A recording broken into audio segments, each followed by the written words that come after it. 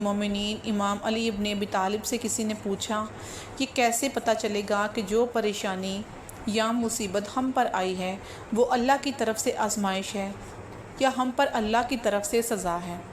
جس پر آپ نے جواب دیا کہ جو مصیبت تجھے اللہ کی طرف لے جائے وہ آزمائش ہے، اور جو مصیبت تجھے اللہ پاک سے دور کر دے وہ تمہارے لیے ایک سزا ہے۔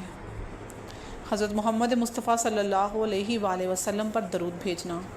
ایک روز حضرت جبرائیل علیہ السلام آپ صلی اللہ علیہ وآلہ وسلم کے پاس تشریف لائے اور کہا کہ میں دنیا کے سارے درختوں کے پتے گن سکتا ہوں، پانی کے قطرات اور ریت کے ذرے گن سکتا ہوں، لیکن اس شخص پر اللہ تعالیٰ کی رحمتوں کی تعداد کو نہیں گن سکتا جو آپ صلی اللہ علیہ وآلہ وسلم پر درود پاک بھیجتا ہے۔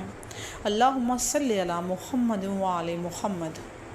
رسول اکرم صلی اللہ علیہ وآلہ وسلم نے فرمایا، تم میں سے کوئی شخص نماز کے بعد اپنی جگہ پر بیٹھا رہے تو فرشتے اس وقت تک اس کے لیے مغفرت کی دعا کرتے ہیں جب تک اس کا وضو نہ ٹوٹ جائے۔